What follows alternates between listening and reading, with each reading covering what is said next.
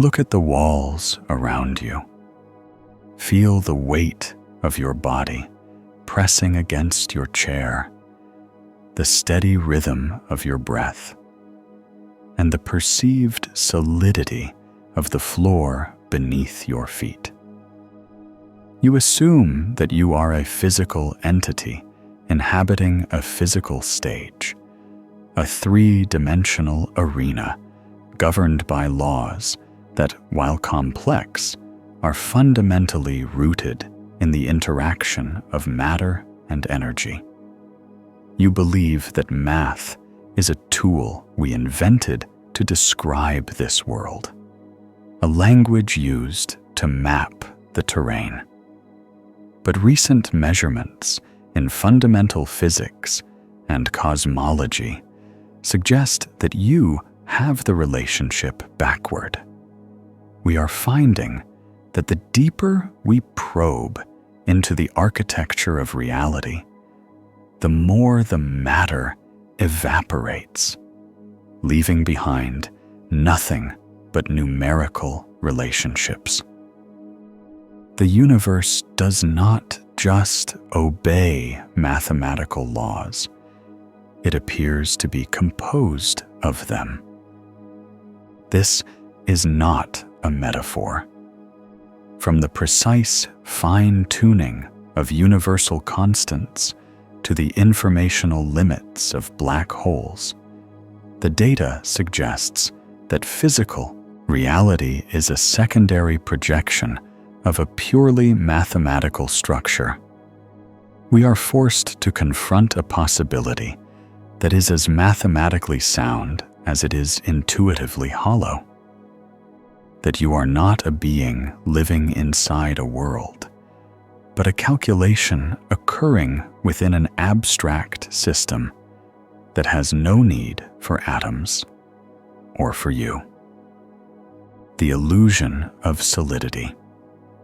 You believe that when you touch a surface, you are feeling the contact of two solid objects. In reality, you are experiencing the electromagnetic repulsion between electron clouds that are almost entirely composed of empty space. If you were to remove the voids within the atoms that make up your body, your physical presence would shrink to a speck smaller than a grain of sand, yet retain your full mass. This suggests that what you perceive as substance is merely a specific configuration of forces, a data point in a field, rather than a thing in itself. Consider the table in front of you. To your senses, it presents as a continuous, impenetrable barrier. You can place a glass upon it, and the glass does not fall through. This macroscopic stability creates the intuition of stuff, the idea that the universe is packed with fundamental, tiny marbles of matter. But as you descend in scale, this intuition is not merely challenged. It is systematically dismantled. The atoms that comprise the table are not solid spheres. They are central nuclei surrounded by vast, lonely expanses of probability where electrons might exist. The distance between a nucleus and its electrons is proportionally equivalent to a fly in the center of a cathedral, with the nearest walls representing the edge of the atom. Between these points, there is nothing. When you press your hand against that table, no two particles ever actually meet. There is no physical touch in the way you define it. Instead, The electrons in your fingertips and the electrons in the table generate an electric field. As they approach, the identical charges repel one another with increasing intensity. What you interpret as the feeling of a hard surface is simply your nervous system translating a mathematical increase in repulsive force into a tactile sensation. You are hovering on a cushion of invisible mathematics, separated from the world by a gap that can never be closed. This leads to an unsettling realization regarding the nature of mass. If the atoms are empty, you might assume the reality of the object resides in the nucleus, the protons and neutrons. Yet, when we look closer at these subatomic constituents, the illusion of solidity deepens. Protons are made of quarks, but the combined mass of the quarks accounts for only about 1% of the proton's total mass. The remaining 99% is not matter at all. It is the binding energy of the gluons, the massless particles that hold the quarks together. You are, therefore, a collection of voids held together by the energy of interactions. If you were to stop the movement of the fields that constitute you, you would cease to exist. There is no substrate beneath the dance of the particles. We have spent centuries looking for the smallest unit of matter, only to find that the deeper we go, the more the matter vanishes, replaced by numerical values, spin, charge, and momentum. These are not properties of a thing. They are the thing. When you look at your hand, you are seeing a localized peak in the probability density of the universe. You are a specific solution to a complex wave equation. The sensation of being solid or real is a biological filter, a necessary shorthand for a mind that cannot comprehend the sheer vacuum it inhabits. You are a ghost made of numbers, drifting through a void that is only made manifest by the mathematical laws that forbid you from falling through the floor. The unreasonable effectiveness of logic. In 1960, physicist Eugene Wigner noted a peculiar fact that has only become more unsettling with time. The mathematical language we developed in isolation perfectly predicts the behavior of the physical world. There is no biological or evolutionary reason why the trajectory of a planet should follow the same geometric logic as a scribbled equation on a chalkboard. This suggests that math is not a map we are drawing, but the very soil from which the universe grows. You likely view mathematics as a human invention, a convenient shorthand designed to help us keep track of resources, time, and distance. It is comfortable to believe that we created calculus and geometry to describe a reality that already existed independently of our definitions. However, the history of physics reveals a more disturbing trend.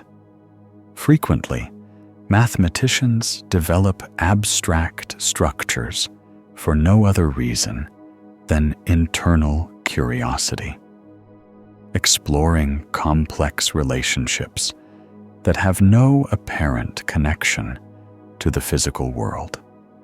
Decades or centuries later, physicists discover that the universe has been utilizing those exact structures all along. Consider the development of non-Euclidean geometry. When Bernhard Riemann began describing curved spaces in the 19th century, his work was seen as a masterpiece of pure, abstract thought, with no application to the flat reality we inhabit. Yet, decades later, Albert Einstein found that Riemann's math was the only language capable of describing the actual curvature of space-time. The universe did not merely resemble the math, it was the math. This implies that the logic precedes the existence. If mathematics were a tool we invented to describe reality, we would expect it to be messy, approximate, and filled with adjustments to fit the data. Instead, we find that the deeper we look, the more elegant and absolute the numbers become. The inverse square law, the constants of thermodynamics, and the ratios of orbital mechanics do not behave like observations of a physical object. They behave like the source code of a program. You are living in a system where the rules are not just followed. They are the only thing that is truly present. This precision is what Wigner called unreasonable. From an evolutionary standpoint, your brain should only be capable of the logic required to find food, avoid predators, and navigate a three-dimensional environment. There is no reason why your mind should be able to comprehend the multi-dimensional tensors required to explain the expansion of the cosmos. The fact that human logic and universal logic are aligned suggests that your consciousness is not an outside observer looking in. Rather, you are a localized instance of the same mathematical structure you are attempting to study. When a physicist writes an equation that predicts the existence of a new particle, as was the case with the Higgs boson, or the Dirac equation's prediction of antimatter, they are performing a feat that should be impossible if math were just a language. They are using logic to force the universe to reveal a hidden layer of itself. If a string of symbols on a piece of paper can mandate the existence of a physical entity before it is ever observed, then the symbols are more fundamental than the entity. You are forced to consider the possibility that there is stuff being governed by laws. There are only the laws. The universe is not a physical object that happens to be described by math. It is a mathematical structure that happens to be perceived as a physical object. The logic is not the map. The logic is the territory. The digital constraint of the Planck scale. If you attempt to divide space into smaller and smaller increments, you eventually reach the Planck length. Beyond this point, the very concept of where ceases to have meaning. This implies that reality is not continuous, but pixelated. A universe that possesses a minimum resolution behaves less like an infinite physical void and more like a processed simulation or a bounded mathematical set. You naturally perceive the world as a smooth, unbroken continuum. When you move your hand through the air, it feels as though you are passing through an infinite number of points, a fluid transition from one coordinate to the next. This is the hallmark of a classical reality, an analog world of infinite depth. However, the mathematics of quantum mechanics and general relativity converge at a specific limit that shatters this perception. At approximately 1.6 times 10 to the minus 35 meters, the geometry of the universe essentially breaks down. This is the Planck length. If you were to try and measure a distance smaller than this, the energy required would become so concentrated that it would create a tiny black hole, rendering the measurement and the space itself inaccessible.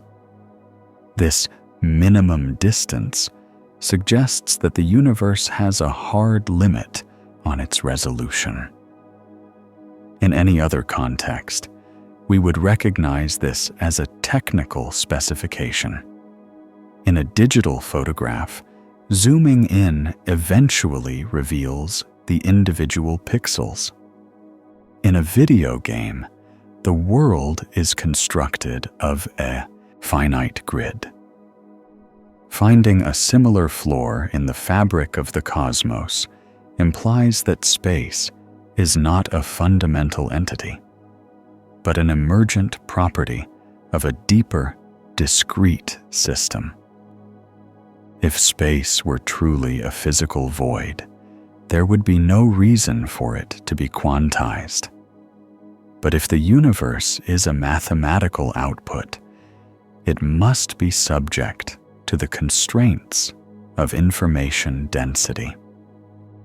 The existence of the Planck scale forces you to reevaluate the nature of movement. In a pixelated universe, an object does not glide through space. It is updated from one discrete position to the next. This is known as z-axis quantization, or discrete space-time. It means that the smooth motion you experience is a macro-scale illusion, much like the movement on a computer screen is actually a series of static images being refreshed. The fluidity of your life is merely the result of your senses operating at a scale too large to see the stuttering, frame-by-frame calculation of your existence. Furthermore, this quantization extends to time. The Planck time, the time it takes light to travel one Planck length, is the smallest possible unit of duration. Below this interval, the sequence of before and after loses its structure. This suggests that the universe does not flow. It ticks. Every second of your life is composed of 1,043 individual computational steps. We are finding that reality is not a vast, empty theater where events happen, but a rigid, discrete structure where events are processed. This brings us to an uncomfortable intersection between physics and information theory. If reality is finite in its resolution, it is finite in its information content. A region of space can only hold a specific number of bits before it reaches its maximum capacity. In a purely physical world, this limit is difficult to explain.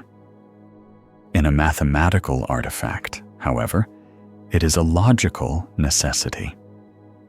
We are beginning to see the edges of the machine. The Planck scale is not just a limit of our technology. It is a limit of the universe's internal logic. It is the boundary where the math stops being a description of things and starts being the only thing that remain.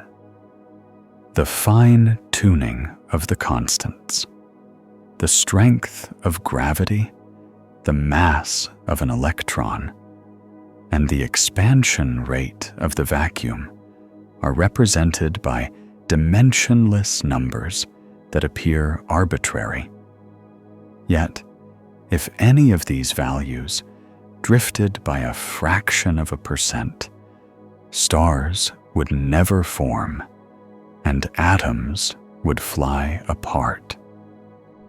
We are left with the observation that our existence is balanced on a knife edge of specific integers, implying that the universe is a precisely calibrated output of a specific formal system. You likely view your existence as a natural consequence of a vast and ancient cosmos. You assume that because the universe is large, the emergence of life was inevitable. But when you examine the fundamental constants, the fixed numerical values that define the strength of the four fundamental forces, you find a degree of precision that defies purely materialist explanation.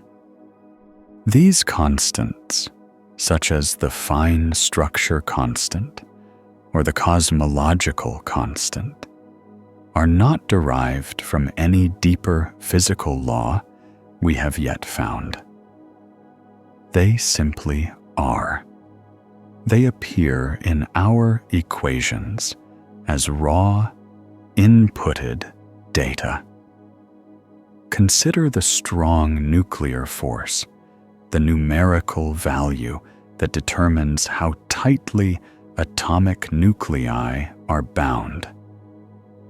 If this value were only 2% weaker, protons could not bind to one another, and the only element in the universe would be hydrogen. There would be no carbon, no oxygen, and no complexity. Conversely, if it were only 2% stronger, all the hydrogen in the early universe would have been consumed instantly, leaving no fuel for long-lived stars like our Sun. In either scenario, the universe would remain a sterile, silent void. The math dictates the chemistry, and the chemistry dictates the possibility of you. This precision extends to the very expansion of space itself. The cosmological constant, which represents the energy density of the vacuum, is fine-tuned to a degree of 1 part in 10,120.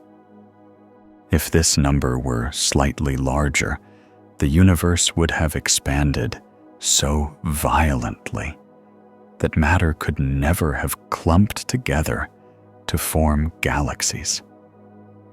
If it were slightly smaller, the universe would have collapsed back in on itself within a fraction of a second. This is not the behavior of a chaotic, physical accident. It is the behavior of a system that is functionally dependent on specific, rigid parameters. We are faced with an observation that is difficult to reconcile with the idea of a random world. When you see a machine with thousands of dials, all set to the exact position required to keep the engine running, you do not conclude that the dials fell into place by chance. You conclude that the machine is an artifact of a specific design or a specific logic. In the context of cosmology, this suggests that the universe is not a primary reality, but a secondary consequence of a mathematical formal system that has selected these specific values. Some suggest the multiverse theory as a solution, the idea that there are infinite universes with different numbers, and we simply happen to be in the one that works. But this does not solve the problem. It only pushes it back a step. Even a multiverse requires a mathematical framework to generate those variations. It implies a meta-logic that is even more complex. You must consider the possibility that these numbers are not tuned at all. In a purely mathematical universe, these constants are not variables that could have been different. They are the necessary coordinates of our specific reality. We find ourselves in this specific set of numbers because we are a part of the calculation they define. The terror lies in the realization that you are not a resident of a world that happens to be hospitable. You are an inevitable, localized byproduct of a cold, indifferent set of integers that have no capacity for mercy, only for consistency. Symmetry as the foundation of matter. When physicists look for the building blocks of reality, they do not find stuff. They find symmetries. A particle is defined not by what it is made of, but by how it behaves under mathematical transformations. To the modern theorist, an electron is simply a representation of a symmetry group. If the fundamental ingredients of the world are abstract symmetries, then the world itself is an abstract object. You possess an ingrained habit of searching for the seed of things. You assume that if you could only zoom in far enough, you would find a tiny, irreducible grain of substance, a definitive piece of matter that is something. But the 20th century stripped away the possibility of such a substrate. In the framework of quantum field theory, we stopped looking for particles and started looking for invariants.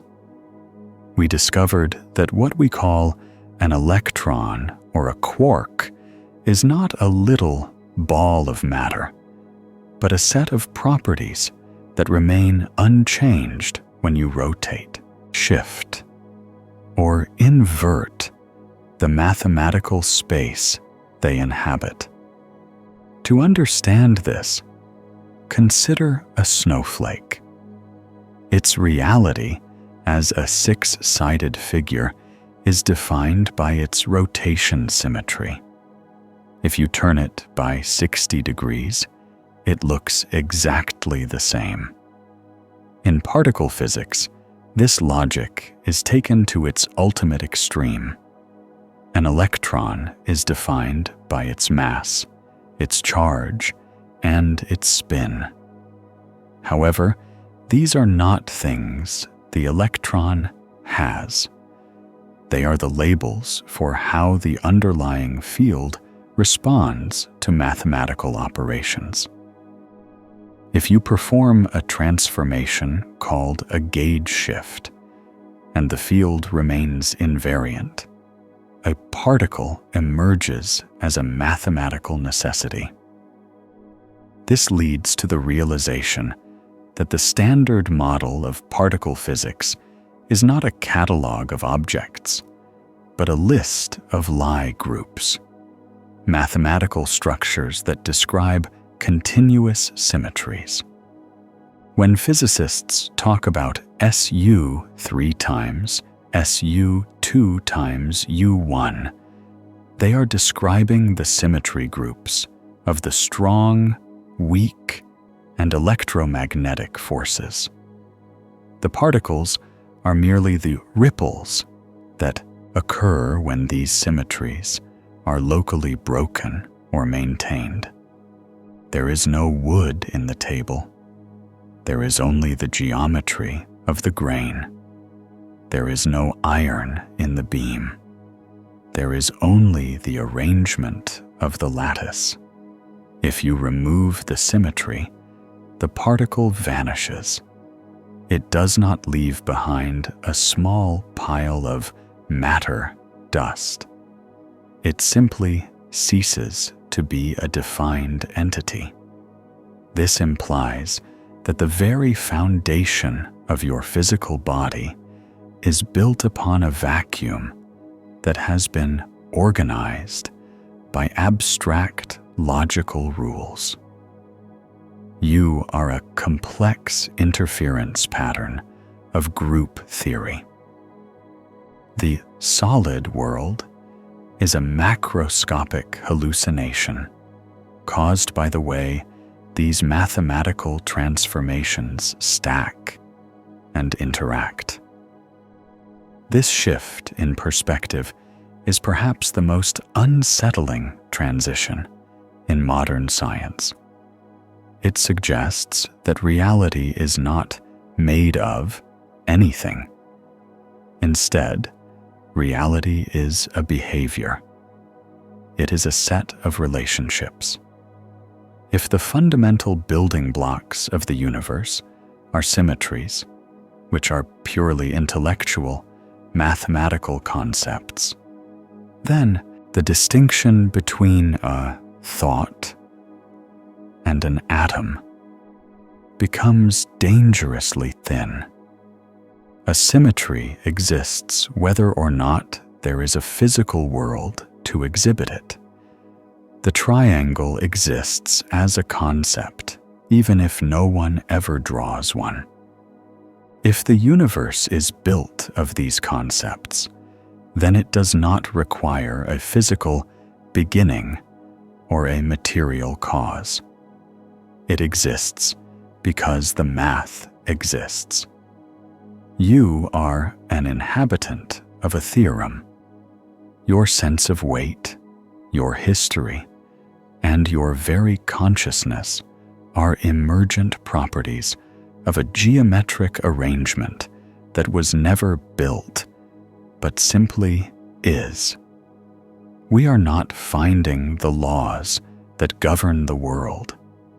We are finding that the world is a byproduct of the laws. The informational limits of black holes. The Bekenstein-Hawking entropy formula reveals that the information content of a black hole is proportional to its surface area, not its volume. This suggests that the three-dimensional depth we see in the world might be an illusion. If the data required to describe a volume can be stored on a 2D boundary, then the universe functions like a hologram, a projection of mathematical information into a perceived space. you naturally interpret the world in terms of three-dimensional space. You assume that if you have a container, the amount of stuff you can fit inside it is determined by the volume of that container. This is basic Euclidean intuition. If you double the width, height, and depth, you have exponentially more room for information. However, black holes, the most extreme environments in the known universe, contradict this fundamental assumption. When matter falls into a black hole, the information it carries is not distributed throughout the interior volume. Instead, the total information capacity of the black hole is strictly limited by the two-dimensional surface area of its event horizon. This discovery, known as the holographic principle, suggests a radical reorganization of reality. If the information of a three-dimensional object can be perfectly preserved on a two-dimensional surface, then the third dimension, the depth that you perceive as you walk across a room, may not be a primary feature of the universe. It may be an emergent property, a way for our brains to process a more fundamental, lower-dimensional data set. In this view, you are not a 3D entity moving through a 3D world. You are a projection of 2D data encoded on a distant, cosmic boundary. Consider the implications for the nature of distance and location. In a holographic universe, the here and there are simply different coordinates on a flat mathematical manifold. The sense of interior space is a reconstruction, much like the three-dimensional image you see when light hits a security hologram on a credit card. The image has depth, but the substance is a flat film. If the universe follows this logic, then the vast expanses of the cosmos are not empty space at all, but the visual output of a mathematical computation occurring on a boundary we cannot see. This is not a fringe theory. It is a direct consequence of the laws of thermodynamics applied to gravity. If a black hole were to store information in its volume, it would violate the laws of physics. The math insists that the surface area is the only thing that matters. This suggests that the universe has an information density limit. Just as a hard drive has a maximum number of bits it can hold per square inch, the fabric of reality has a maximum amount of happening it can support per unit of area. If reality is fundamentally informational, then the physical objects you see are merely the graphical interface of an underlying database. You perceive the depth of a mountain or the volume of a star, but these are simply ways of visualizing the complexity of the data. When the data is rearranged, the physical world changes. When the data is deleted, as it is, in a sense, by the Hawking radiation of a decaying black hole, the physical manifestation vanishes with it. You are left with a haunting perspective on your own physicality. Your body occupies a certain volume of space, yet the math suggests that the real version of you, the information that defines your atoms, your memories, and your structure, could be written on a flat sheet. The 3D world is a convenient rendering, a user-friendly version of a much flatter, much colder mathematical truth. We are living inside a projection, moving through a simulated depth that has no more physical reality than the shadows on a wall. The wave function as total reality. In quantum mechanics, an object does not have a decimal position until it is measured. Instead, it exists as a wave function, a list of mathematical probabilities.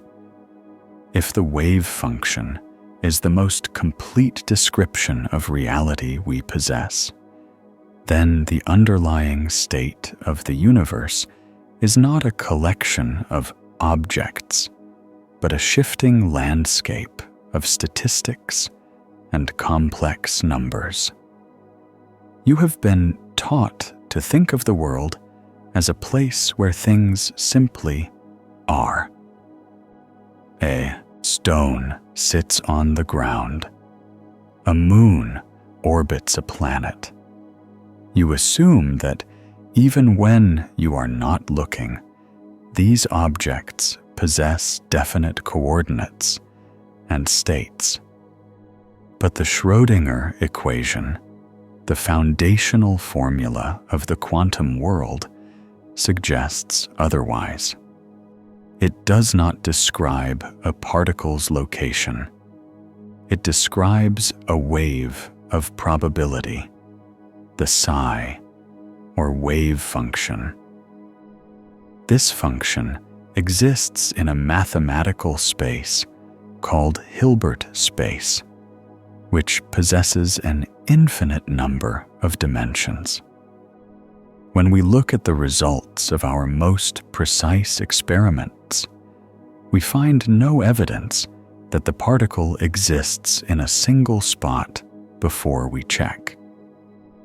It exists as a weighted list of possibilities. This is often dismissed as a quirk of the very small, a weirdness that disappears at the human scale. But there is no mathematical boundary where quantum laws end and classical reality begins. The large is merely a sum of the small. If the components of your body are governed by wave functions, then you, too, are a wave function. Your house, your planet, and the entire observable universe are, in their totality, a single, unimaginably complex mathematical state. If the wave function is the fundamental reality, then the physical world you experience is merely a thin, collapsed slice of a much larger mathematical structure. We speak of measurement as the moment the wave function collapses into a single definite result. But modern physics struggles to define what a measurement actually is. There is no special physical process that turns a probability into a fact. Instead, there is decoherence, the mathematical process by which a quantum system becomes entangled with its environment. In this framework, nothing ever actually becomes solid. The probabilities just become so complex and intertwined that they appear solid to an observer who is also part of that same math. you are forced to confront the possibility that the matter you see is just the foam on top of a deep, dark ocean of numbers. The ocean is the reality. The foam is the illusion. We perceive the world as a sequence of events, but the wave function is static. It contains all possible outcomes simultaneously. If you could step outside the universe and view the universal wave function, you would not see a history of events or a collection of stars. You would see a single, unchanging equation that contains every possible configuration of every particle that could ever exist.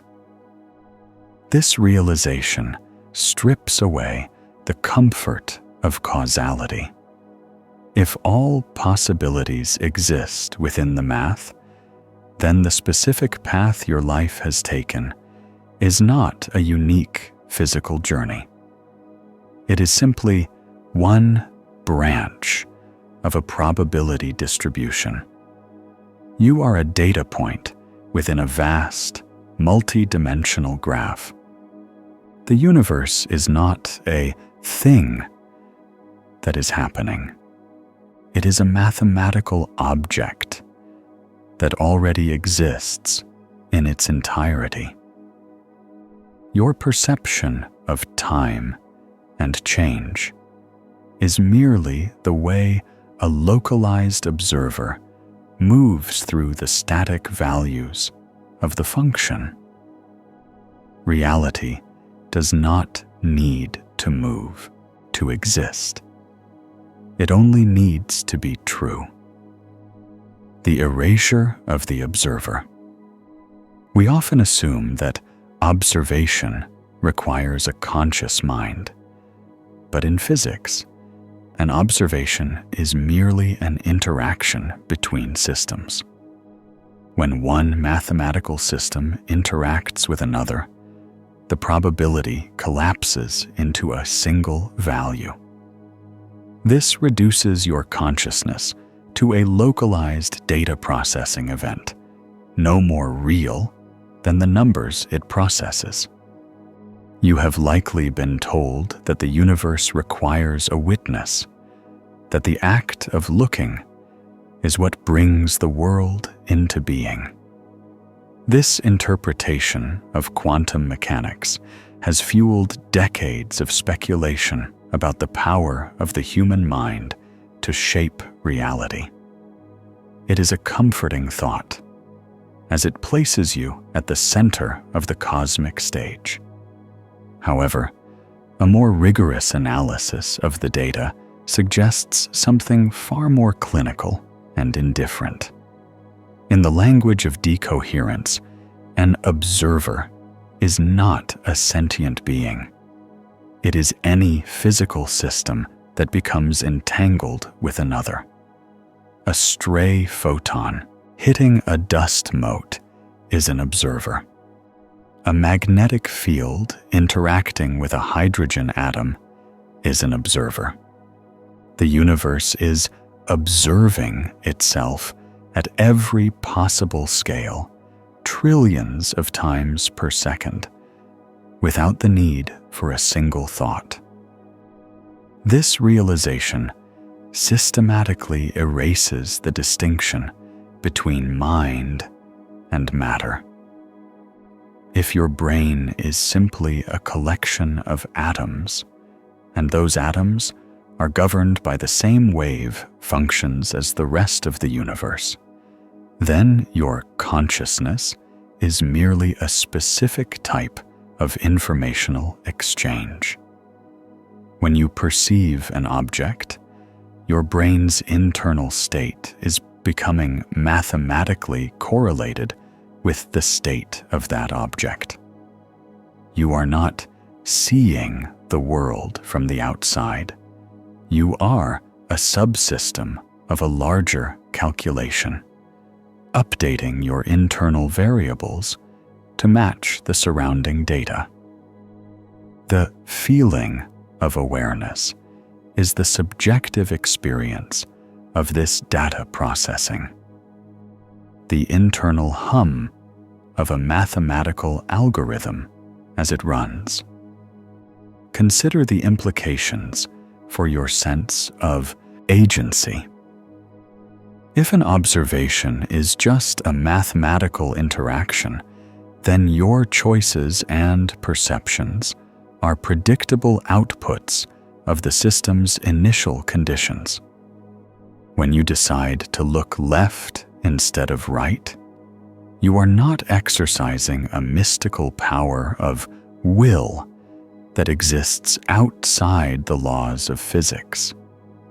You are following a trajectory within a probability space.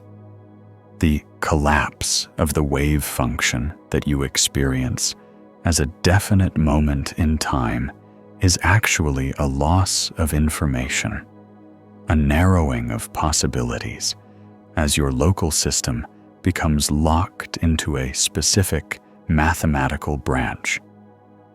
This reduces the human experience to a series of error correction codes and data compressions. Your senses do not show you reality as it is. They show you a simplified mathematical model that is efficient for survival. You are a biological computer designed to process a very specific subset of the universal data set. Because you are embedded within the system, you cannot see the code itself, only the rendered output. You mistake the interface for the hardware. The most unsettling conclusion of this perspective is that the self is an unnecessary variable. The math of the universe functions perfectly well without the concept of a person. In the equations of general relativity or quantum field theory, there is no term for you. There are only fields, tensors, and operators.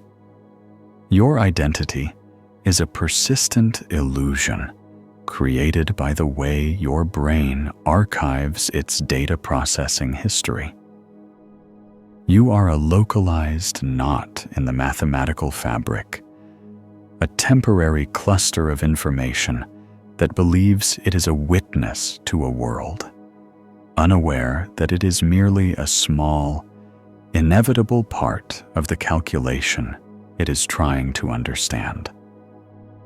The geometry of space-time.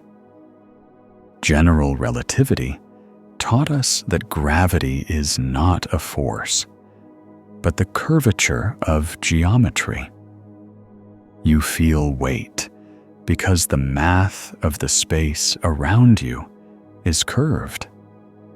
If the most dominant force in your life, the one that keeps you pinned to the earth, is simply a geometric property of an abstract manifold, the distinction between math and reality begins to dissolve entirely.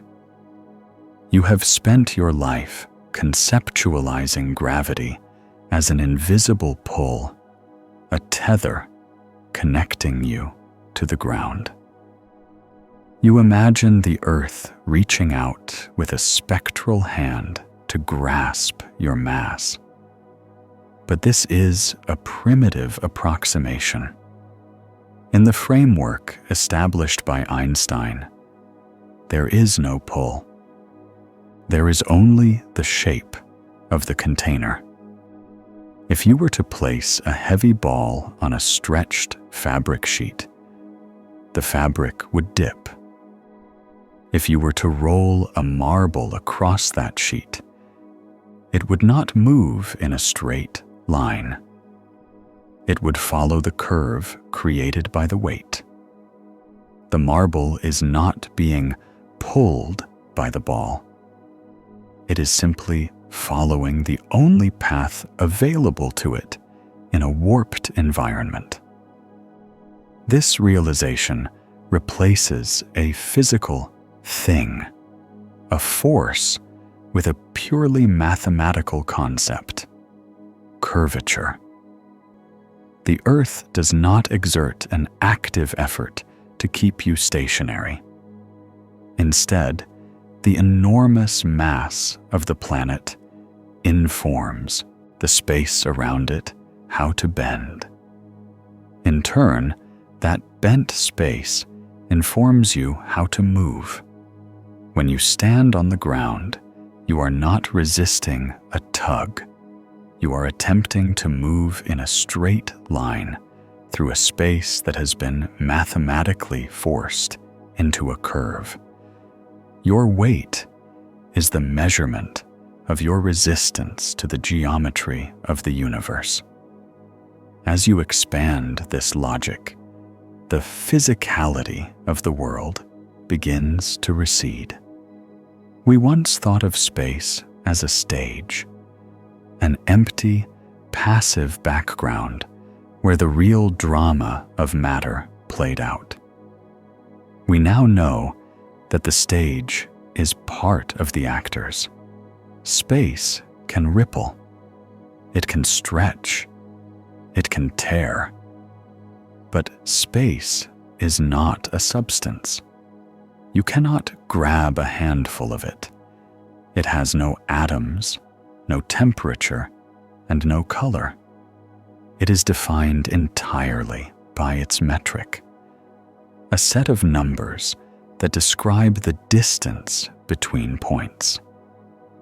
If the most fundamental structure in the universe is defined solely by numerical relationships, then the universe is not in space. The universe is the metric. This brings us to the most unsettling implication of general relativity: the unification of space and time into a single, four-dimensional manifold. In this mathematical structure, time is treated as a direction, no different from up, down, or sideways. Just as a mountain exists all at once, even if you are only standing at the base, the entire history of the universe, from the Big Bang to the final heat death, exists as a static, geometric object. You perceive time as a flow, a sequence of moments happening one after another. But the math of the manifold suggests that this is an illusion of perspective. There is no now in the equations of relativity that applies to the whole universe. Your now is just a specific coordinate on a four-dimensional map. Every moment you have lived, and every moment you have yet to live, is already carved into the geometry of the system. You are a world line, a static, frozen curve in a four-dimensional block. In this light, the distinction between a mathematical proof and a physical object disappears. A triangle does not happen. It simply is. A circle does not evolve. Its properties are inherent to its definition. If the universe is a geometric manifold, then your life is not a process of becoming. It is a fixed segment of a vast, unmoving geometric truth. You are not a traveler moving through time. You are a structural feature of a mathematical artifact that has no beginning and no end, only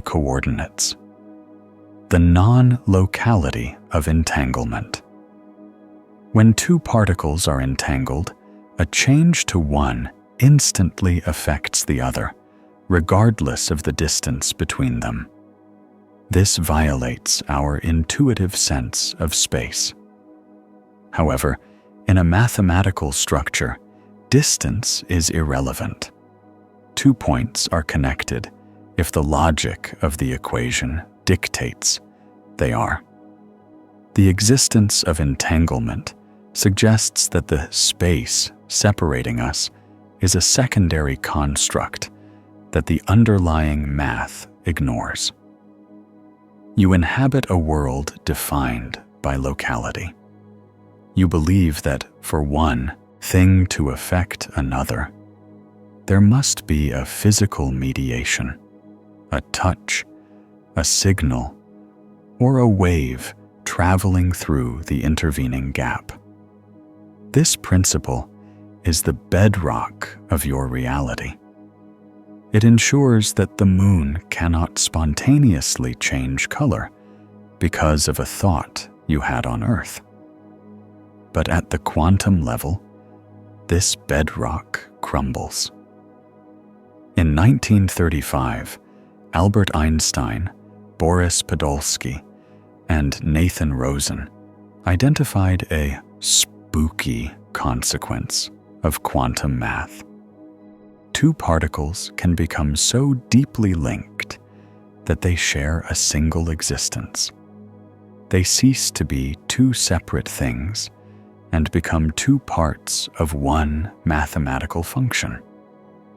When you measure the sum of one entangled particle, its partner, located across a room, a city, or a galaxy, assumes the corresponding state instantaneously. This happens faster than light could ever travel between them. It happens, in fact, at a speed of 0 seconds. To your physical intuition, this is an impossibility.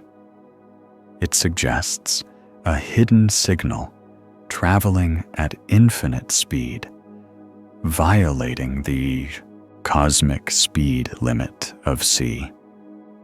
But the data from decades of Bell test experiments confirms that there is no signal. There is no message being sent through the vacuum. Instead, the particles are acting as if the distance between them does not exist. This forces a reassessment of what space actually is.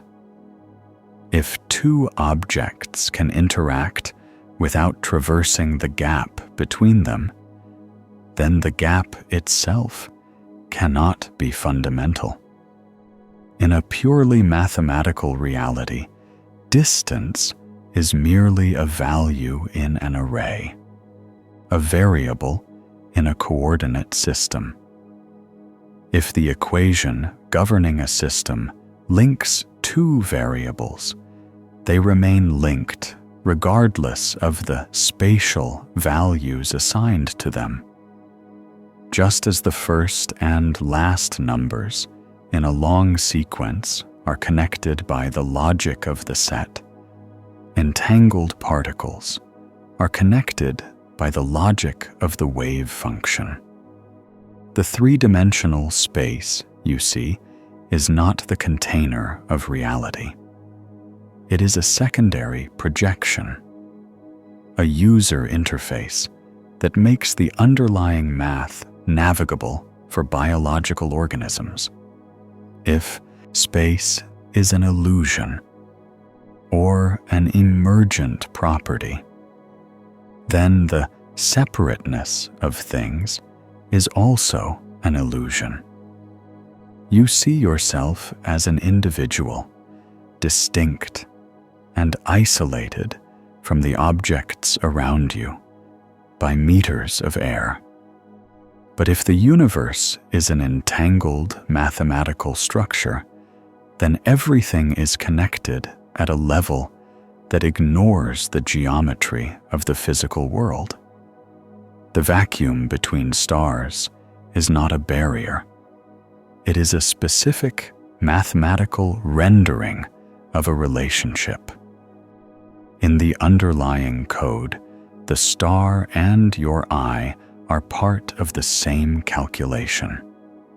This leads to the unsettling concept of it from bit, or the idea that physical existence emerges from informational exchanges. If non-locality is a true feature of the universe, then the universe is not a collection of parts. It is a single, indivisible mathematical object. We perceive parts only because our senses are limited to a local perspective. We are like characters in a video game who believe two houses are far apart because it takes time to walk between them, unaware that in the computer's memory, both houses are stored in adjacent bits of silicon. The terrifying implication of entanglement is that the real world, the one where distance matters and causality is local, is a facade. Beneath it lies a cold, abstract interconnectedness where space is irrelevant, and every point in the cosmos is essentially touching every other point through the shared logic of the system. You are not a solitary point in a vast void. You are a node in a mathematical network that has no exterior and no gaps. The universe as a cellular automaton. Some theorists propose that the laws of physics are equivalent to a simple set of rules being applied repeatedly to a grid of information. Just as complex patterns emerge from the simple rules of Conway's game of life, the complexity of biology and stars may be nothing more than the inevitable visual output of a very simple, iterative calculation. You often assume that for a universe to be this complex, its fundamental laws must be equally intricate.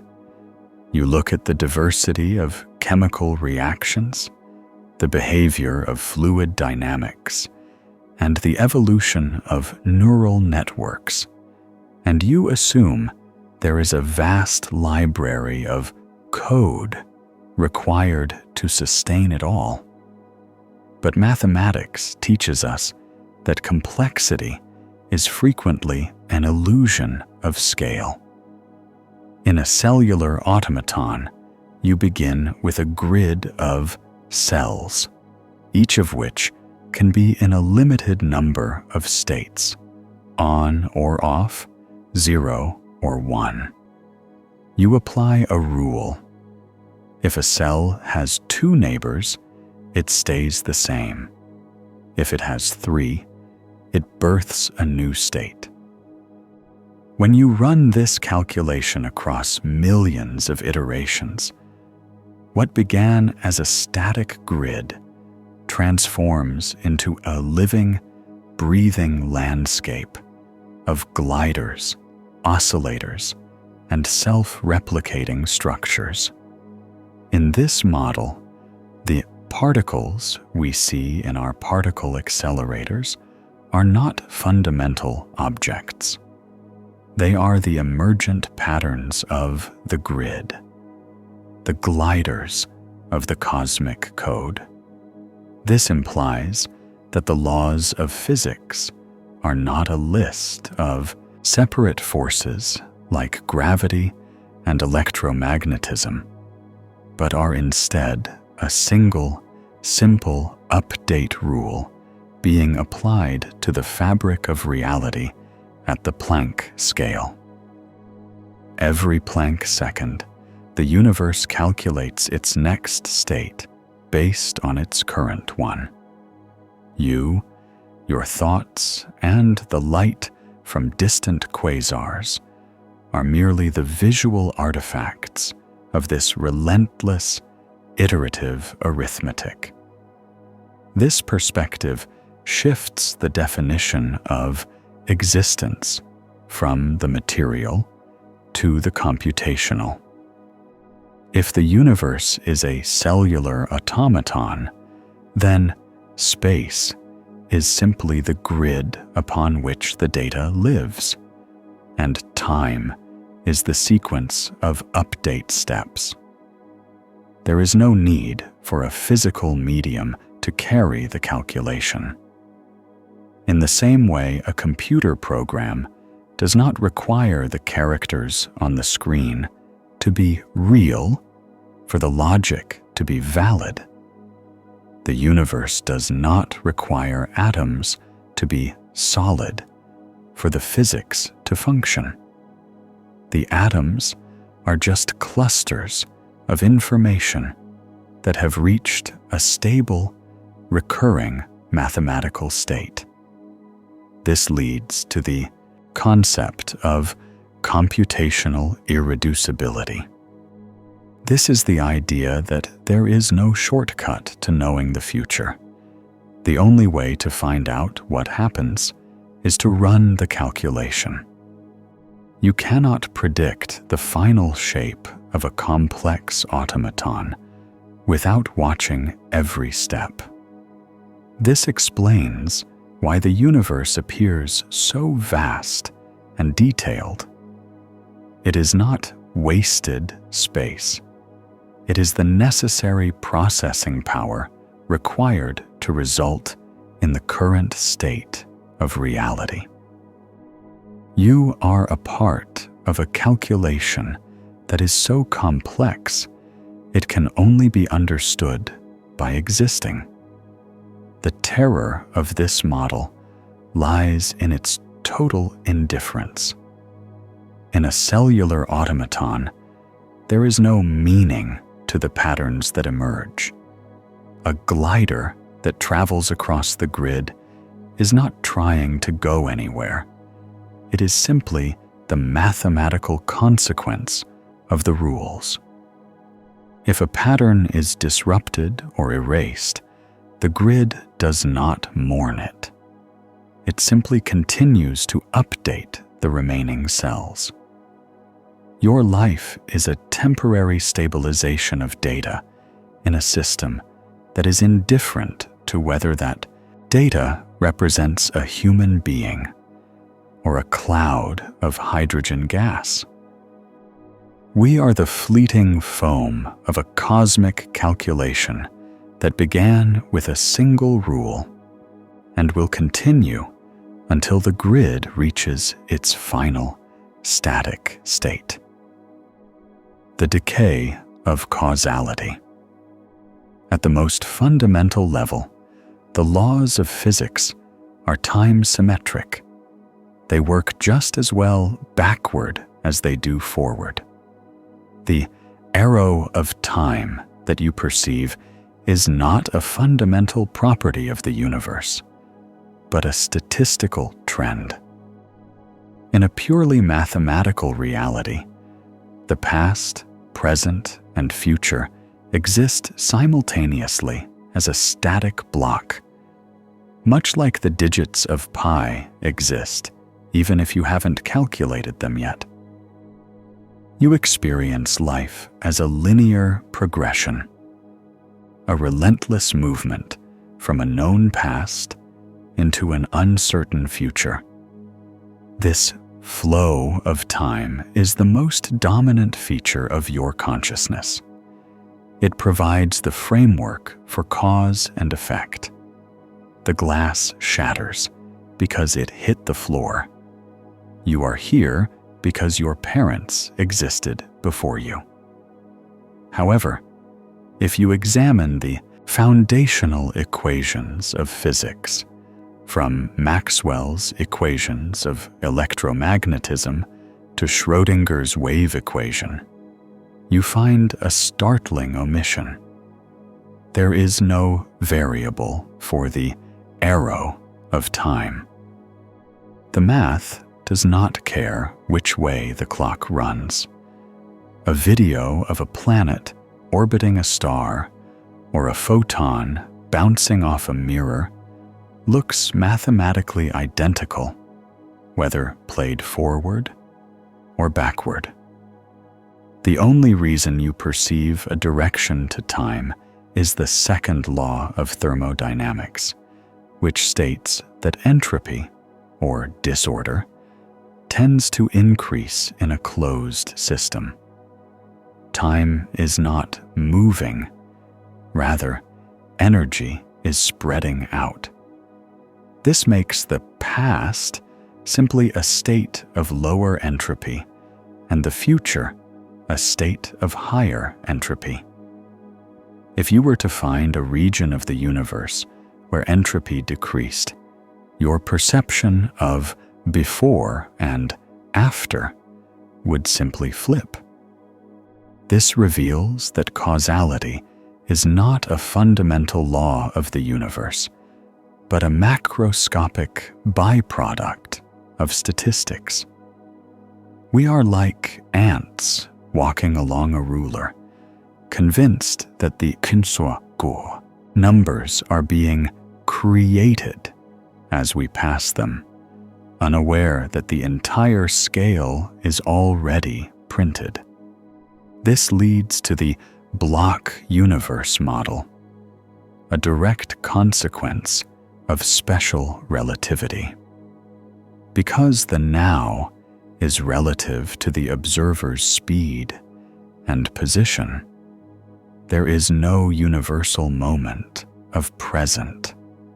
One person's now might be another person's past and someone else's future.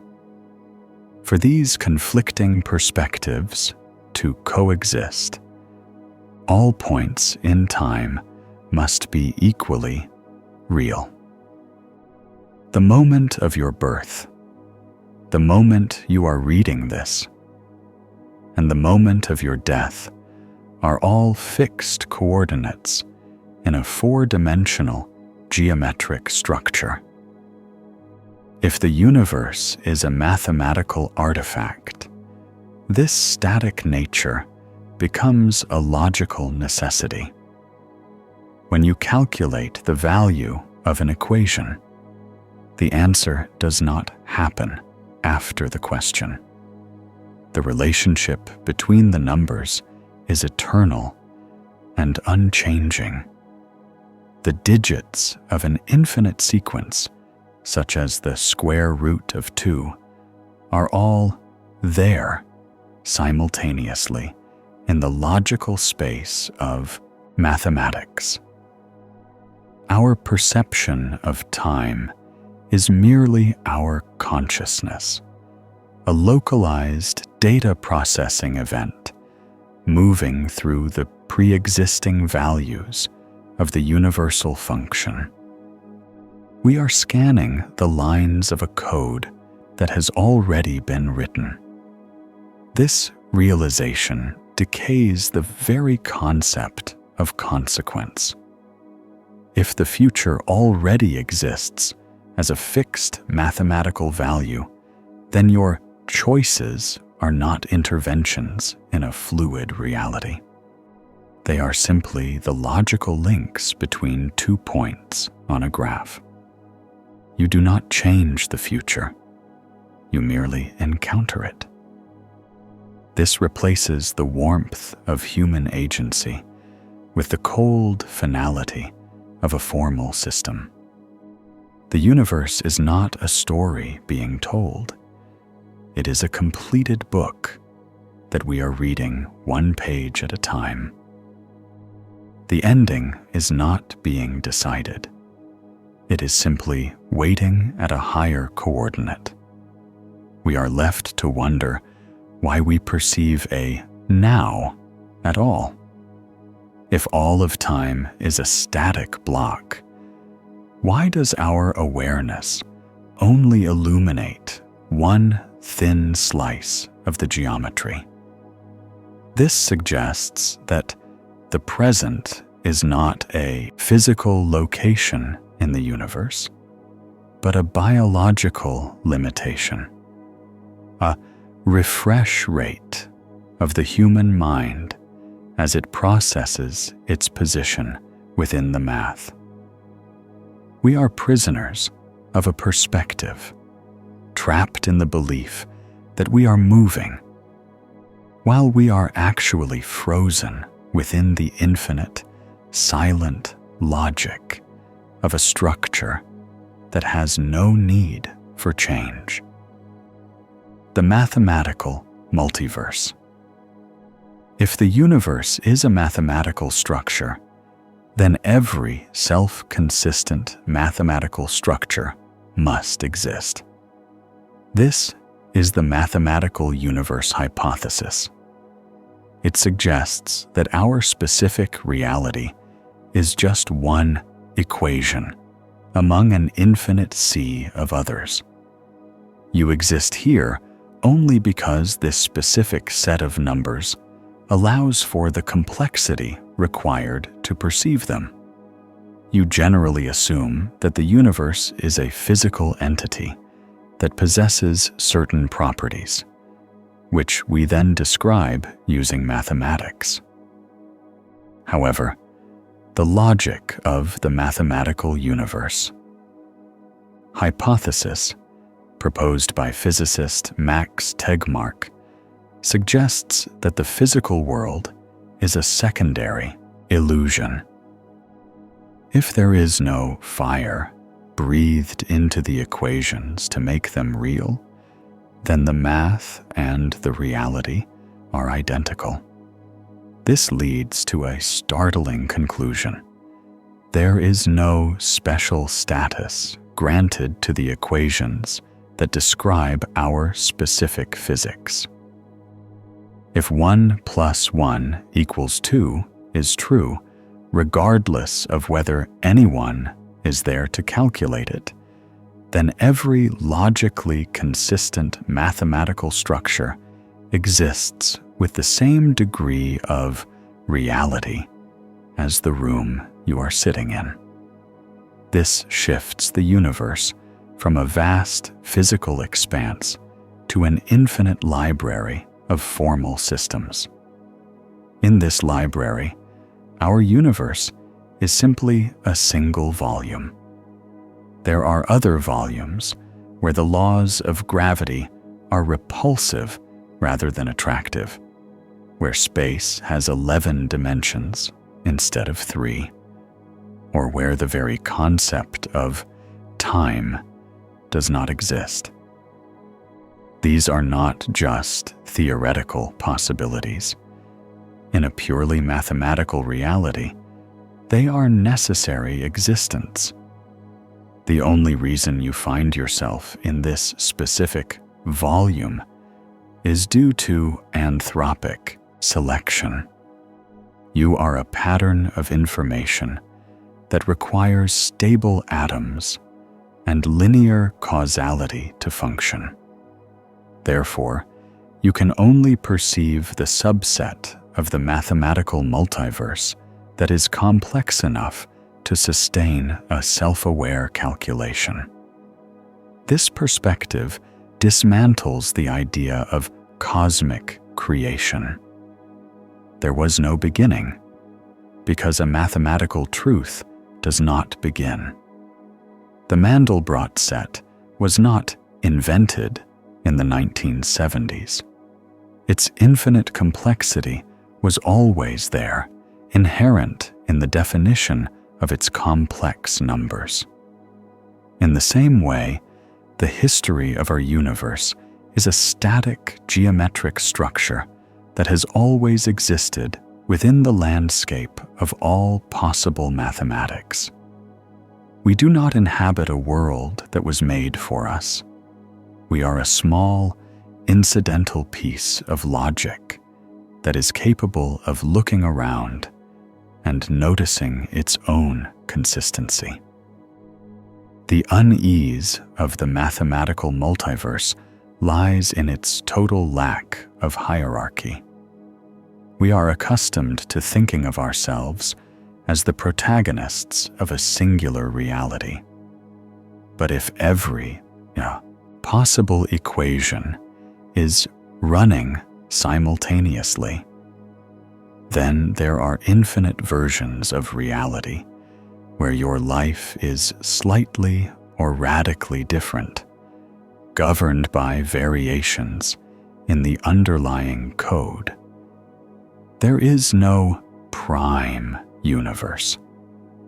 There is only an endless sea of abstract structures, most of which are cold, dark, and utterly devoid of anything resembling life or thought. Our reality is not special. It is merely a statistically rare island of stability in a boundless ocean of formal logic. If we accept this, we must accept that we are not made of matter, but of information.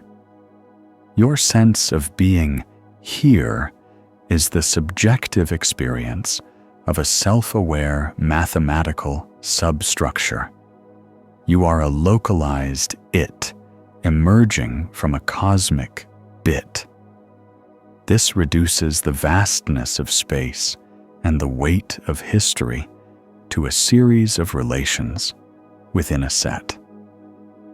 The universe does not need to exist in a physical sense to be real. It only needs to be logically possible. We are the brief, flickering realization that a specific set of numbers is true. The problem of the fire. Philosopher Stephen Hawking once asked, "What is it that breathes fire into the equations and makes a universe for them to describe?" The unsettling answer provided by modern data is perhaps nothing. There is no evidence of a physical substance added to the math. The math may be the fire itself, and the feeling of being is simply what it feels like to be a variable within that logic. You are accustomed to the dualistic notion that there is a difference between a description and the thing described. You have a recipe, and then you have the cake. You have the architectural blueprints, and then you have the house. In your view of the cosmos, the laws of physics are the blueprints, and the matter is the bricks and mortar. But as we strip away the layers of reality, we fail to find the mortar. We find only more blueprints. We have long searched for a prime mover or a fundamental substance, a materia prima, that gives these abstract equations their weight and presence. Yet, every experiment we conduct only returns numerical values. We find no evidence that there is a physicality added to the math at the end of the calculation to make it real. This suggests that the distinction between abstract and material is a human fabrication, a byproduct of our limited sensory range. To a computer program, the data it processes is entirely real. It has no concept of the silicon chips it runs on. For us, the matter is simply what the math looks like from the inside. When a set of relationships reaches a certain level of complexity, it begins to exhibit the properties we associate with existence, persistence, interaction, and eventually, awareness. There is no external fire. The internal consistency of the logic provides its own heat. Consider the nature of a thought. You cannot touch a thought, yet it has the power to dictate your actions. It is an informational structure within the brain. If you scale this up to the level of the universe, you realize that a sufficiently complex mathematical structure does not need a physical stage to perform on. It is the stage. The solidity of the world is not a property of the math, but a sensation experienced by the entities living within it. You feel solid because you are made of the same numerical constraints as the floor beneath you. You are mathematically forbidden from occupying the same coordinate as the chair you sit in. We interpret this logical exclusion as solidity, but it is merely a rule of the set. This leads to a chilling economy of existence. If the math is sufficient to explain every observation we make, from the spin of a subatomic particle to the collision of galaxies, then the physical part of the universe is redundant. In the language of logic, if a variable is not needed to solve the equation, it likely does not exist. We have no need for matter to explain the universe. We only need the relationships. This implies that we are living in a void of pure abstraction, a silent, empty vacuum of logic that simulates the noise and fury of a physical world through the sheer complexity of its own definitions. You are forced to confront the possibility that being is not a state of matter, but a state of information. Your consciousness is the subjective experience of being a calculation in progress. The fire Hawking sought is not a mysterious force. It is the inevitable self-awareness that arises when a mathematical system becomes complex enough to model itself. We are not ghosts in a machine. We are the machine's way of reading its own code. The universe is a theorem that has realized it is true. The measurement problem. Every time we attempt to find the bottom of reality, we find only more measurements. We measure the spin, the charge, and the momentum. We never measure the thing that possesses these qualities.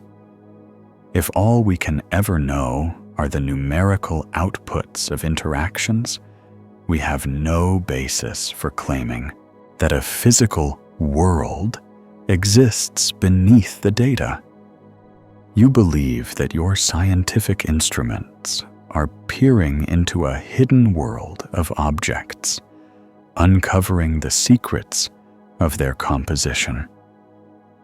When a particle detector clicks or a spectrometer registers a line, you assume you have caught a glimpse of a thing in the act of being.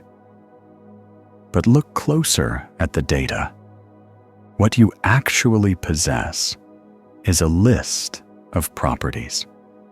You have a number for mass or a number for charge, and a vector for velocity.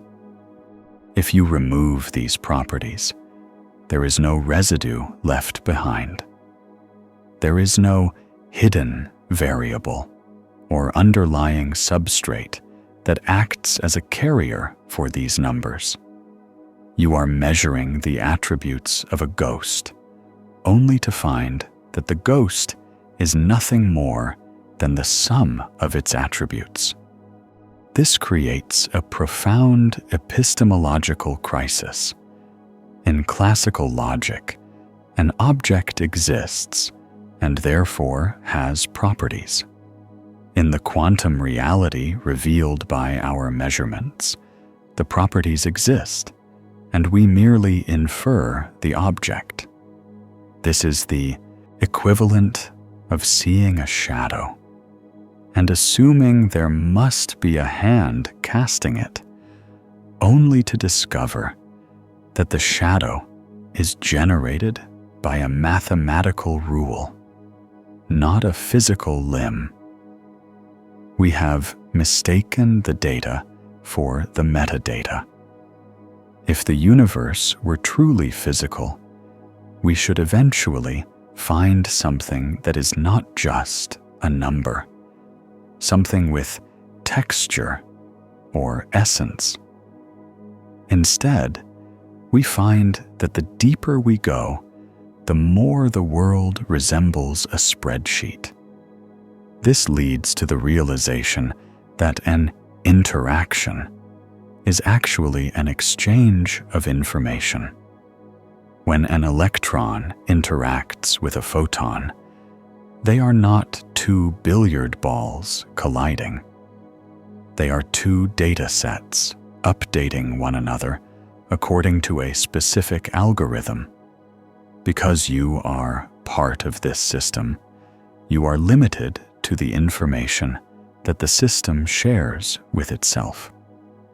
You cannot step outside the math to see what the numbers are printed on, because you yourself are a string of those same numbers. To ask what a particle is made of is a category error. It is like asking what the number 7 is made of. It is not made of anything. It is a position in a logical structure. We have built our entire understanding of reality on the assumption that there is a there.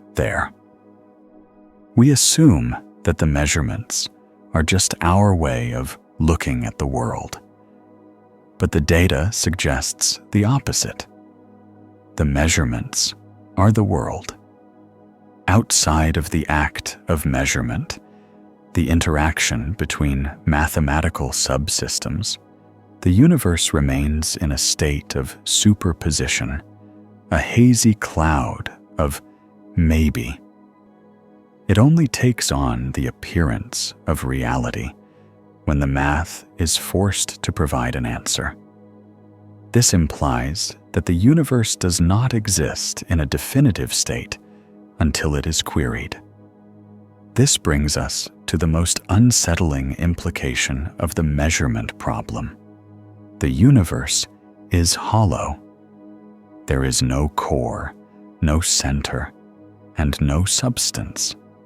We are like characters in a book who have begun to realize that we are made of nothing but words. If we were to stop measuring, stop interacting, and stop processing data, the physical world would not just go dark. It would cease to have any logical basis for existing. We are held aloft by a scaffolding of numbers, and we are terrified to look down and see that the scaffolding is not attached to anything at all. The computational horizon.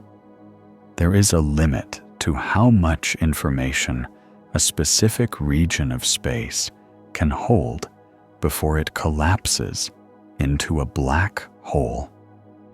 This is known as the Bekenstein bound. This limit functions exactly like the hardware constraints of a computer. If the universe were truly an infinite physical expanse, such a data cap would be unnecessary. Its existence implies a system governed by finite logic. You are accustomed to thinking of space as an empty, infinite container. You imagine that within a given cubic meter of vacuum, there is an infinite amount of room for detail, provided you have the technology to see it. However, the Bekenstein bound informs us that space is not an empty stage, but a storage medium with a finite capacity. If you attempt to pack too much happening, too much information regarding the position, momentum, and state of particles into a specific volume, you reach a tipping point. The energy density of that information becomes so great that the region collapses under its own gravity. The universe, it seems, has a maximum bit rate. This revelation suggests that the physicality of an object is secondary to the information it represents. If you were to describe a cup of coffee at the subatomic level, you would require a specific number of bits to map every quark, electron, and gluon. As you heat the coffee, you add energy, which increases the complexity of the system, and by extension, the amount of information required to describe it. The Bekenstein bound dictates that there is an ultimate ceiling to this complexity. Beyond this limit, the universe can no longer render the object as matter, and instead collapses it into a singularity. This is not merely a quirk of gravity, it is a fundamental constraint on the logic of reality. Consider why such a limit would exist in the first place. In a purely material universe, there should be no reason why information would have a mass or an energy cost. But in a mathematical or computational artifact, this makes perfect sense. Every calculation requires resources. Every bit stored requires a physical substrate. If the universe is a mathematical structure, then the Bekenstein bound is simply the memory limit of the system. It is the point where the hardware of reality can no longer process the complexity of the software.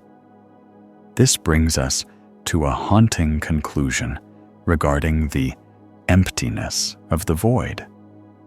If space has a maximum information capacity, then it is not truly empty.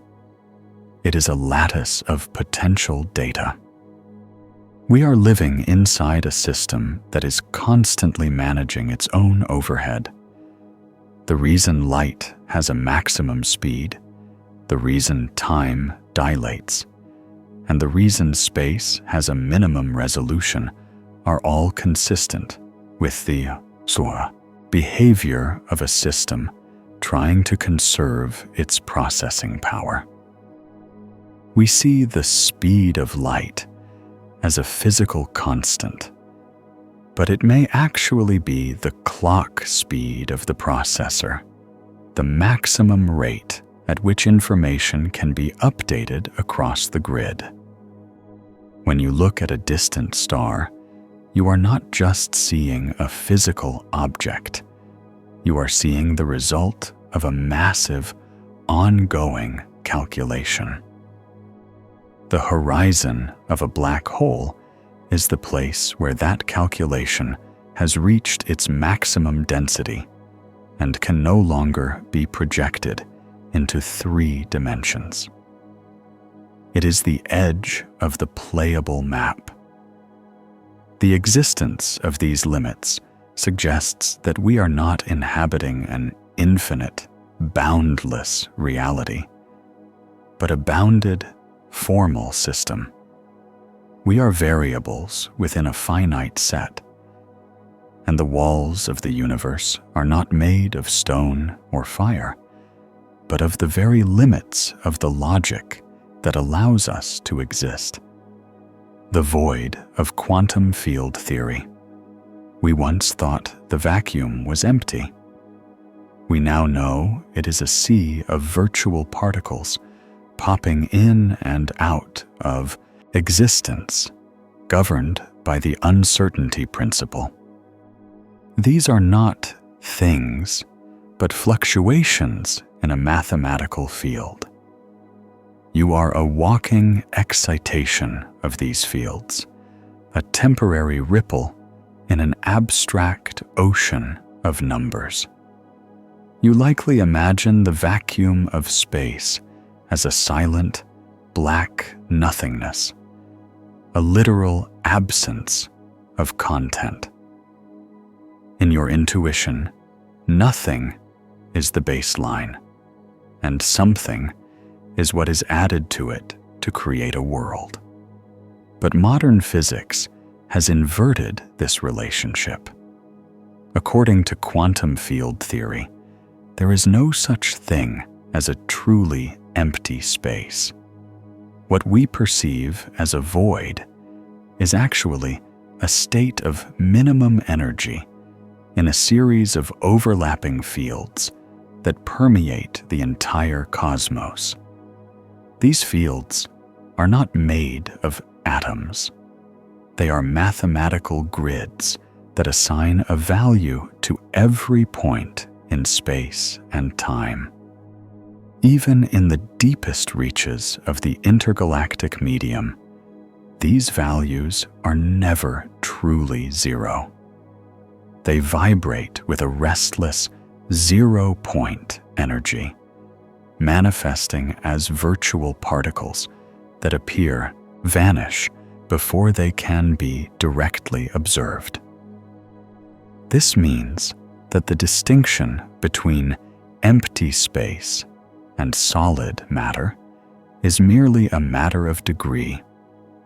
A particle, such as an electron or a photon, is not an object that sits on top of the field. It is a localized vibration or excitation of the field itself. Think of a quiet lake. The vacuum is the still water. A particle is a wave moving across its surface. The wave has properties: height, speed, energy. But it is not a separate entity from the water. If the wave stops, the particle does not go somewhere else. It simply ceases to exist as a distinct data point, returning its energy to the field. When you walk through a room, you are not a solid object pushing through an empty volume. You are a highly complex, coordinated wave packet moving through a series of mathematical mediums. The atoms in your body are essentially knots of field energy, sustained by the constant exchange of virtual particles. This leads to a startling realization about your own permanence. If the fields that compose you were to lose their specific pattern of excitation, you would dissolve into the background vacuum. You are not made of matter. You are a temporary configuration of a mathematical background that has always been there. The void is, therefore, the most dense and active part of the universe.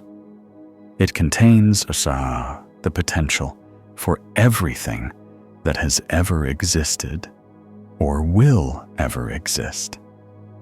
In the earliest moments of the Big Bang, it is believed that a fluctuation in one of these fields, the inflaton field, triggered the exponential expansion of the cosmos. Everything you see around you, from the furthest galaxy to the cells in your eyes, is an amplified version of a random mathematical jitter that occurred billions of years ago in what we mistakenly call nothingness. This leaves us with a reality that is fundamentally fluid. We cling to the idea of things because our senses operate on a time scale that perceives these field and excitations as stable. But at the fundamental level, there is only the field. There is no substrate, no solid floor, and no stuff. There is only an infinite, abstract ocean of numerical values, constantly shifting and fluctuating according to the dictates of the uncertainty principle.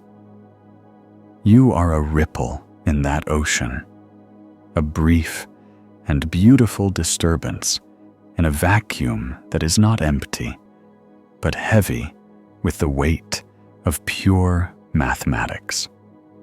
The anthropic shadow. We observe a universe that supports life because we are here to observe it.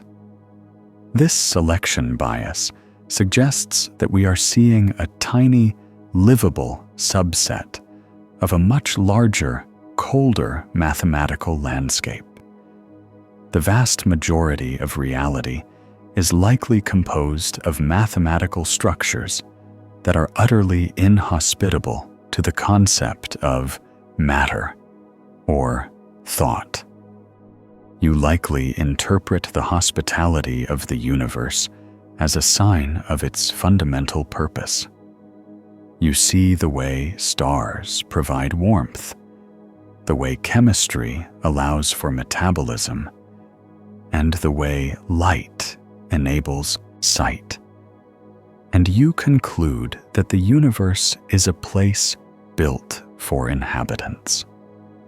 But this is an inversion of the truth. This is the anthropic shadow, a dark side to our existence, which suggests that we are only seeing the thin sliver of the mathematical spectrum that doesn't instantly result in a logical contradiction for biological life. If the universe is a mathematical artifact, then we must accept that there are infinite other outputs where the numbers simply do not add up to anything. Consider the vast possibility space of all possible physical laws. There are mathematical structures where gravity is so strong that the entire universe collapsed back into a singularity before a single second could pass. There are structures where the weak nuclear force is non-existent, preventing the fusion that powers suns, leaving a cosmos of cold, drifting gas. There are even structures where the very dimensions of space are fractional or unstable, making the concept of a body or a cell geometrically impossible. You do not see these worlds, not because they are less real, but because no one can exist within them to ask why they are empty. This selection bias creates a profound illusion of fine-tuning. You feel like a traveler who has found a perfectly furnished house in the middle of a lethal desert. You assume the house was built for you, but the reality is more unsettling. There are trillions of miles of desert containing nothing but ruins and failed foundations, and you only possess the capacity to notice the one house that happened to be habitable. We are the survivors of a cosmic lottery, and our reality is the winning ticket. The losing tickets, the billions of other mathematical configurations, are just as mathematically valid, but they remain forever silent. This leads to the realization that the laws of physics are not universal truths in the way we once thought. They are local conditions. We are studying the weather inside our specific bubble of math.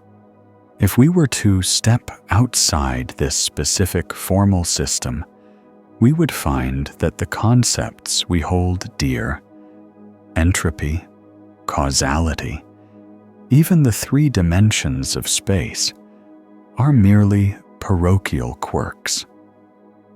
The overwhelming majority of the mathematical multiverse is a landscape of dead logic, where equations run to their conclusions without ever producing a spark of complexity or a moment of awareness. The terror of the anthropic shadow is the realization of our own insignificance within the total set. We are a rounding error in an infinite calculation. If our universe were to vanish, the mathematical structure of reality would remain unchanged. The truth of the other inhospitable equations would persist without interruption. We are not the culmination of a process, but a statistical anomaly. A brief, localized instance where the math was lenient enough to allow for a witness. We are living in a shadow cast by an infinite, indifferent light, and we mistake the shape of that shadow for the shape of the world. The dissolution of identity. If you are a mathematical pattern, then the you of 5 minutes ago is a different set of data than the you of now. Your sense of a continuous self is a narrative trick used by the brain to organize sequential information. In a mathematical universe, you are a static sequence of points in a higher dimensional graph. You rely on the intuition of persistence. You believe that the I who woke up this morning is the same I currently processing these words.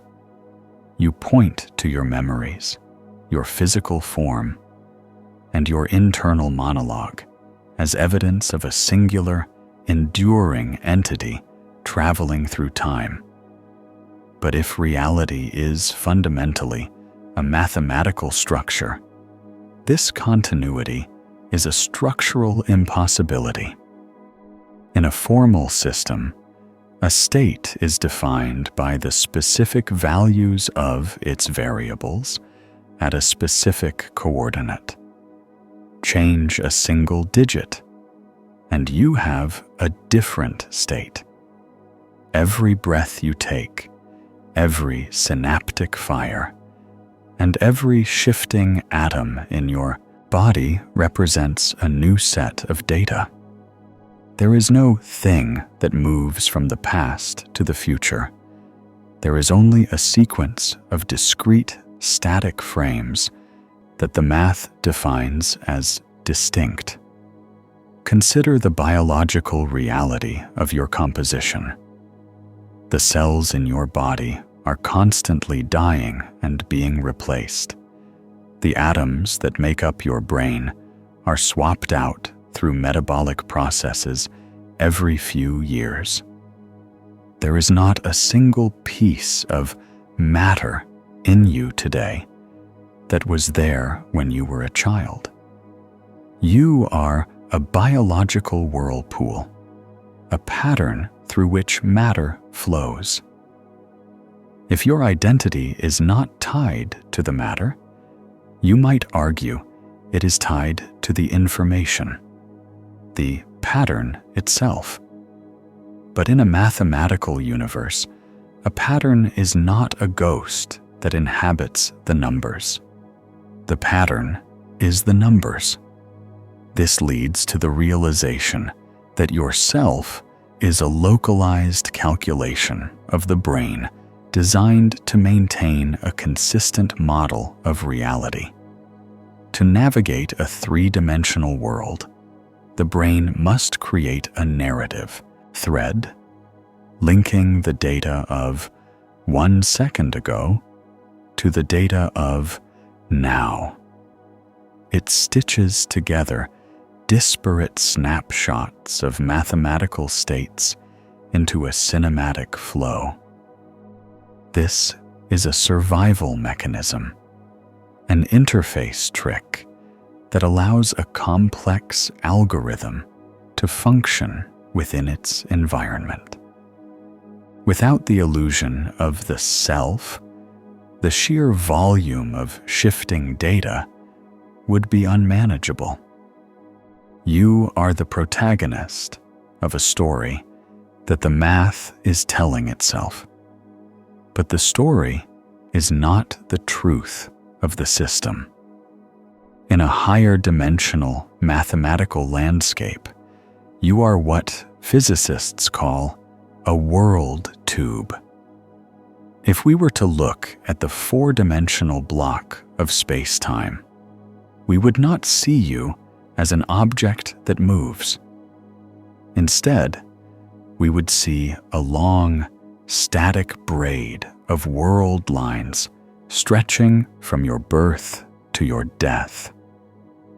Every moment of your life is a fixed, unchanging cross-section of that braid. The you that exists at age 10 is just as real and permanent as the you that exists now. They are two different points on a graph, separated by a coordinate called time.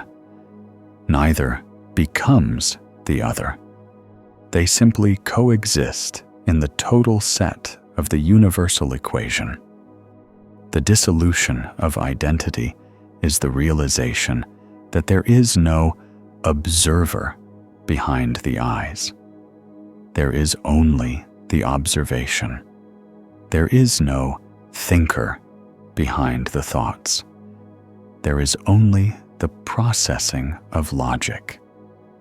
When you remove the narrative layer provided by your biology, you find that you are a collection of mathematical relations that have no center. You are a distributed event. The terror lies in the fact that when the calculation reaches its final step, what we call death, the data is not lost. It simply ceases to be updated in a linear sequence. The braid ends. The points remain on the graph, frozen and indifferent, as part of a static geometry that never knew you were there. The error-correcting codes of space. Physicists have discovered that certain equations in string theory contain doubly even self-dual linear binary error-correcting codes, the same type of code used to keep browsers functioning on the internet. Finding these codes embedded in the fabric of reality suggests that the universe is not just like a computation. It is actively managing its own informational integrity. You are familiar with the concept of digital noise. When data is transmitted over a distance, interference inevitably creeps in. A bit flips from a 0 to a 1.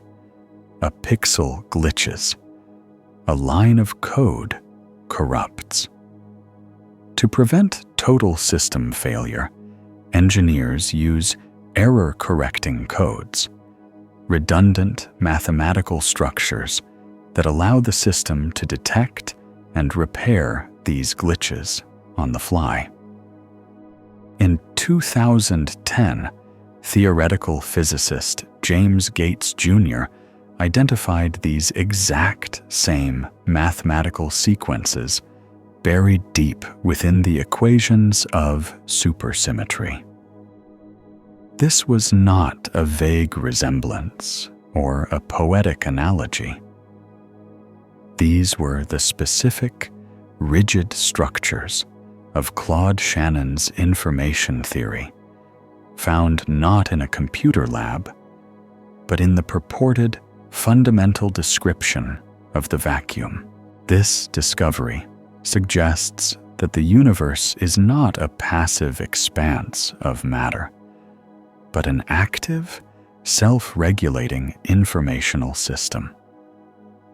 If the laws of physics are the software of reality, they appear to be equipped with a checksum function. But why would a physical universe need to correct errors? In a classical, materialist world, an error is simply a change. A particle moves here instead of there. There is no correct state to maintain. However, in a mathematical artifact, an error is a logical contradiction. If a bit of data in the universal wave function becomes corrupted, the internal logic of the system could collapse. The presence of these codes implies that the universe is constantly computing itself and must guard against the loss of its own structural coherence. This shifts our understanding of the constants of nature. We previously viewed things like the charge of an electron as a fixed physical property. Now, we must consider the possibility that these values are held in place by an underlying error correction protocol. The solidity of the world is maintained because the system is constantly checking its own work, ensuring that the equations continue to balance at every coordinate. We are living inside a process that is actively fighting against its own dissolution. You feel a sense of stability, not because the world is solid, but because the code is robust. This brings us to a deeply unsettling intersection between physics and artificiality. When we find complex, error-correcting software embedded in a system, we typically assume that the system was authored. In the context of cosmology, however, we are forced to conclude that this logic is simply an inherent property of any complex mathematical structure that is stable enough to persist. The universe didn't necessarily have a programmer, but it possesses the architecture of a program. It is a self-consistent, self-correcting loop of logic that has no choice but to maintain its own integrity to avoid vanishing into a mathematical impossibility. You must confront what this means for your own existence. If your body is a localized expression of this code, then you are being corrected in every Planck second. The reason your atoms do not spontaneously unravel, the reason your memories retain their sequence, and the reason gravity remains consistent is that the system is tirelessly refreshing its variables. We are the beneficiaries of a cosmic maintenance script. If the error correction were to fail for even a nanosecond, the reality you inhabit would not just break. It would be revealed as a logical error, and the math would simply move on to the next valid solution, leaving no trace that you were ever there. The subjectivity of time. Dilation. Time passes slower for an object in motion or near a mass. This means there is no universal now. If time is relative, then the universe cannot be a physical process unfolding in a sequence. It must be a static, four-dimensional, geometric object where all moments coexist, fixed forever, like the coordinates on a map. You likely feel that time is a river, carrying everyone along at the same steady pace. You imagine a cosmic clock on the wall of the universe, ticking away the seconds for everyone, everywhere, simultaneously. But Einstein's special and general relativity shattered this communal experience. We discovered that time is not a background stage. It is a flexible dimension intertwined with space. If you travel at nearly the speed of light, your now begins to drift away from the now of someone standing still. If you stand near the crushing gravity of a black hole, your seconds stretch into years relative to the rest of the galaxy. This is not a mechanical error or a psychological trick. It is a fundamental property of the universe's geometry. Because time is relative, there is no way to define a single objective present for the entire cosmos. If you and an alien in a distant galaxy are moving at different speeds, your now might include their yesterday, while their now might include your tomorrow. If both versions of reality are equally valid, then both the past and the future must be as real as the present. This leads us inevitably to the block universe theory, the idea that the universe is a static, four-dimensional block of space-time where every event that has ever happened or will ever happen is permanently etched. In this mathematical landscape, the passage of time is a subjective illusion. You are like a person looking through the window of a moving train. The scenery isn't being created as you see it. The tracks and the trees were already there, and they will remain there after you pass. Your consciousness acts as a narrow slit that moves across the static data of the 4D block. You perceive a flow only because your brain is a biological machine that can only process information in one direction. But from the perspective of the underlying mathematics, your birth, your first step, and your final breath are all equally present at their respective coordinates. This reality erases the concept of becoming. Nothing in the universe is actually happening. It simply is. The fire of the present moment that you feel so intensely is merely a localized data processing event.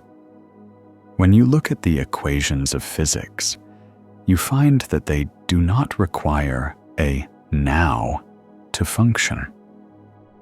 The math describes the relationships between events at different coordinates, but it never singles one out as being more real than the others. If the math is the foundation of reality, then the distinction between the past and the future is, as Einstein famously put it, only a stubbornly persistent illusion. The terrifying grace of this perspective is that nothing is ever truly lost. In a physical, flowing universe, the past is gone forever, reduced to nothingness.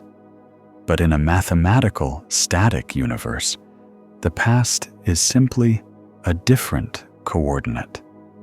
Every moment of joy, every tragedy, and every historical era is a permanent feature of the cosmic geometry.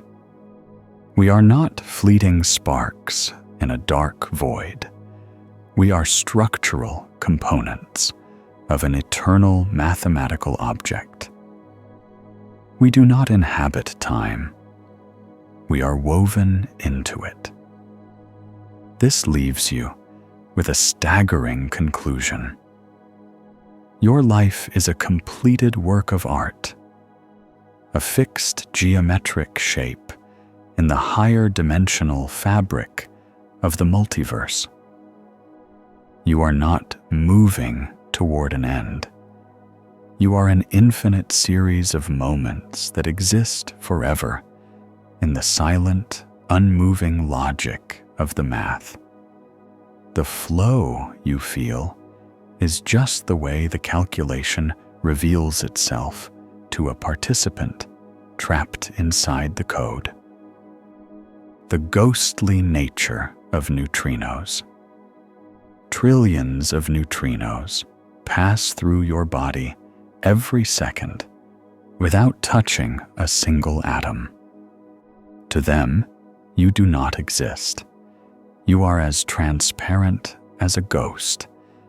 This highlights that solidity is a matter of mathematical compatibility. You only interact with what the rules of your specific equation allow you to see. You perceive your body as a dense, impenetrable object. When you knock on a wooden table, the sound and the resistance convince you that you have encountered solid matter. But this sensation is a lie told by the electromagnetic force. The electrons in your hand are repelling the electrons in the table. You are feeling a field of force, not the contact of substance. Neutrinos, however, are immune to this force. They are sterile to the electromagnetic and strong nuclear interactions that build your world. Because they do not play by the same mathematical rules as the atoms in your cells, they move through the earth, the oceans, and your very heart, as if the physical world were an empty void. This reveals a profound truth about the nature of existence. We define what is real based on what we can bump into. But the neutrino proves that two different realities can occupy the exact same coordinate in space without ever acknowledging one another. If a particle's reality is defined by its ability to interact, then to a neutrino, you are a myth. You are a shadow without substance. This implies that the universe is not a single, cohesive room, but a stack of mathematical layers. We are locked into one layer, the electromagnetic one, and we mistake it for the totality of the cosmos. Consider the vastness of what we are missing.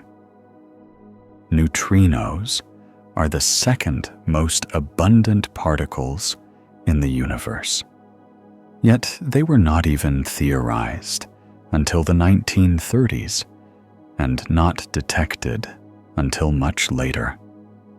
They carry information from the cores of stars and the edges of supernovae, streaming through the universe in a silent, invisible deluge. If our senses were tuned to the weak nuclear force instead of the electromagnetic one, the solid earth beneath your feet would vanish, and the sun would appear as a brilliant, transparent ghost.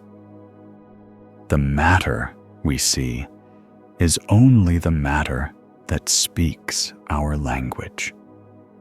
This suggests that the universe is a multi-dimensional data set, and our biology is a specialized filter. We are like a radio tuned to a single frequency, convinced that the silence between stations means there is nothing there. In reality, the silence is crowded with signals that we simply lack the hardware to decode. If the fundamental reality is mathematical, then solidity is just a high-level term for mathematical intersection. When two equations share a common variable, they touch. When they don't, they pass through each other like whispers in the dark. The ghostly nature of the neutrino is a warning against our own cosmic arrogance. It reminds us that we are not the primary inhabitants of a physical world, but participants in a narrow mathematical relationship. We are made of the stuff that interacts with itself, and we call that stuff matter. But for the majority of the particles in the universe, our solid cities and vast mountains are merely a light fog. We are living in a house with 1,000 rooms, yet we are only capable of seeing the one we are currently standing in. Ultimately, this dissolves the boundary between the physical and the imaginary. If something can exist at your exact location and have a measurable mass, yet remain totally imperceptible and untouchable, then the definition of physical becomes meaningless. It is all just data. Some data is compatible with your internal code, and some is not. You are a walking equation, and you are only real to the other equations that happen to share your variables. In the grand calculation of the universe, you are just one of many possible outputs, moving through a sea of ghosts that don't even know you're there. The infinite regression of structures. As we zoom in, we find molecules, then atoms, then quarks, then strings. Each layer is more mathematical than the last. There is no indication that we will ever hit a solid floor. It is likely that the layers of reality go down forever, or eventually loop back into pure logic, leaving us with a world built on nothing but its own definitions. You have spent your life operating under the onion theory of reality. You assume that if you just keep peeling back the layers, you will eventually reach the pit, the core, the fundamental unit of existence that is simply there. In the 19th century, we thought that pit was the atom. In the 20th, we cracked the atom and found the nucleus. Then we found protons and neutrons, and within those, we found quarks. But at each step, the stuff became less like a tiny pebble and more like a set of mathematical relations. Quarks aren't colored balls. They are color charge and flavor, terms physicists use to describe how they satisfy specific equations of symmetry. When we reach the level of string theory, the concept of matter evaporates entirely. Here, the fundamental ingredients are one-dimensional filaments of energy vibrating in 10 or 11 dimensions. The particle is just the note being played on the string. If the string vibrates one way, it's an electron. Another way, it's a graviton. But what is the string itself made of? The math doesn't say. In fact, the math suggests the string isn't made of anything at all. It is a geometric constraint, a topological boundary in the fabric of space-time. We are chasing a horizon that recedes every time we move toward it. This leads to a radical possibility. There is no bottom. This is the concept of infinite descent. It suggests that every time we build a more powerful collider, we will simply find a new set of mathematical structures that compose the previous ones. We are looking for a foundation, but we might be living in a fractal. In a fractal, you can zoom in forever, and you will always find more detail, more complexity, and more structure, but you will never find a smallest piece. The substance of a fractal is not the ink on the page. It is the recursive formula that generates the pattern. If the universe is an infinite regression of structures, then the search for the ultimate particle is a fool's errand. It would mean that reality is not built on something. It is a self-sustaining web of definitions. We are looking for the wood of the table, but as we look closer, we find the wood is actually cells, and the cells are molecules, and the molecules are atoms, and the atoms are math. If you keep following the chain, you don't find a base. You find a loop. The physics of the very small may eventually lead back to the geometry of the very large, creating a self-referential cycle where the universe defines itself into existence. This realization forces us to abandon the dream of a material foundation. We are not standing on a solid floor. We are suspended in a lattice of logic. The solidity we feel is a macroscopic emergent property, like the whiteness of a cloud that is actually made of transparent vapor. When you realize that there is no bottom to the universe, you realize that the universe doesn't need a bottom to exist. It is held up by its own internal consistency. We are left with a universe that is purely relational. A thing is only real in terms of what it is made of, but what it is made of is only real in terms of its own components.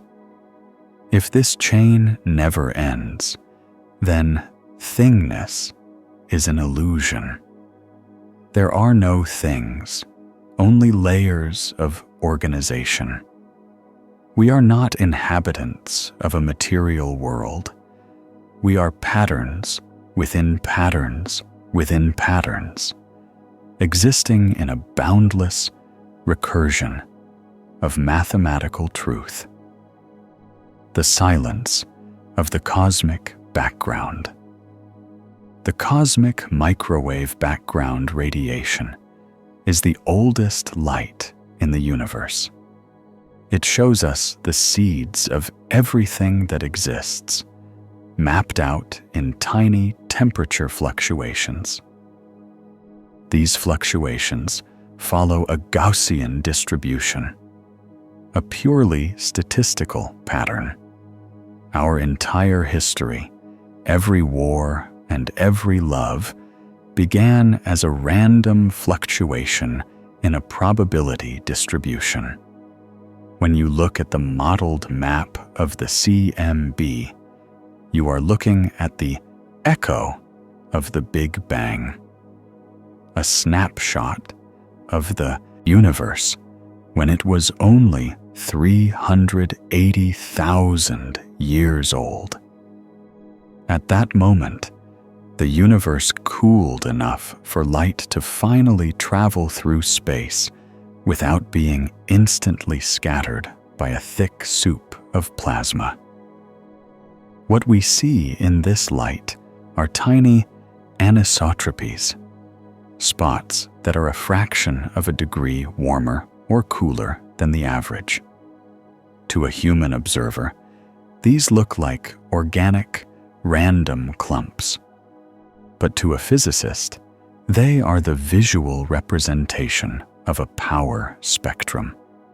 They are the result of quantum fluctuations that were stretched to cosmic proportions by the rapid expansion of inflation.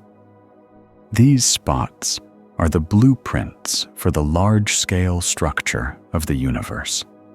The slightly denser regions had more gravity. They pulled in more gas, eventually collapsing to form the first stars and galaxies. Every galaxy we see today, including our own Milky Way, is simply the overdeveloped version of a specific blip in that early data. This implies that the distribution of matter in the cosmos is not the result of a creative plan or a physical law of clumping, but the inevitable outcome of a statistical bell curve. The universe is a realization of a random walk. If the origin of all structure is statistical, then the universe is fundamentally indifferent to the forms that structure takes. We perceive a grand drama in the formation of planets and the evolution of life, but in the context of the CMB, these are merely the noise generated by a very old signal.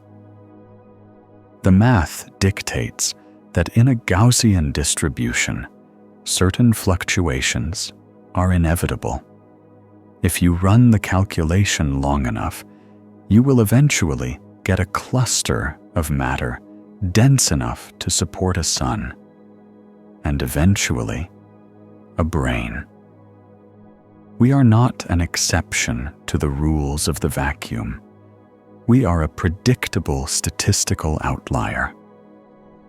This places our entire existence within a framework of mathematical probability. If the initial conditions of the universe were slightly different, if the bell curve of the CMB had been narrower or wider, the universe might have been a featureless mist of hydrogen or a chaotic graveyard of black holes. We inhabit a specific slice of probability that happened to allow for complexity. Our sense of historical significance is a local phenomenon.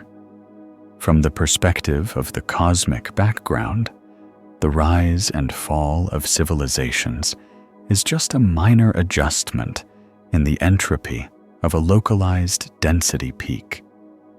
The silence of the background radiation is perhaps its most haunting quality. It is a persistent, low-frequency hum that fills the sky, a reminder that the fire of the present is built on a foundation of ancient, cold math. It suggests that the universe did not begin with a bang of stuff, but with a fluctuation of information. The physical world is the fossilized record of a quantum event that occurred billions of years ago. We are the descendants of a statistical variance. When you look at the night sky, you are seeing the matured version of a probability map. The galaxies are the data points.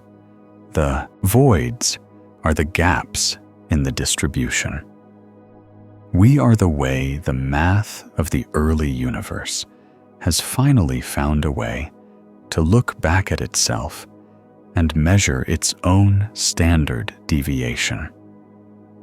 Our reality is not a solid fact. It is a long, complex calculation that began with a random fluctuation in a void that was never truly empty. The finality of the formal system. If reality is a mathematical artifact, then it is closed and complete. It does not need a creator, a purpose, or an audience. It simply is, in the same way that 2 + 2 = 4 is a truth that exists independently of time or space. The universe is a cold, silent theorem, and we are the brief, accidental calculation that realized it. You often seek a why behind the cosmos. You look for a narrative arc, a reason for the existence of stars, or a teleological goal for the evolution of consciousness. But in a formal mathematical system, the word why has no meaning. There is only is. A geometric proof does not have a purpose. It has a logical necessity. If the internal axioms of a system are set, the conclusions follow automatically and eternally. The universe does not require a start button or a divine architect to breathe life into its equations, because a mathematical truth is not a process, it is a fact. The Pythagorean theorem did not become true at some point in history. It is a permanent feature of the landscape of logic. This realization strips away the comfort of being part of a creation. In a created world, there is an outside, a creator who watches, a reason for the design, a potential for intervention. But in a mathematical structure, there is no outside. There is no room for a miracle, because a miracle would be a logical contradiction, the equivalent of a circle possessing 4 corners. The laws of physics are not suggestions that a higher power enforced. They are the literal definitions of what the system is. We are trapped within a total, self-contained architecture of numbers that is indifferent to our presence and incapable of changing its mind. This finality transforms our understanding of nothingness. We often fear the void, imagining a dark space where things used to be.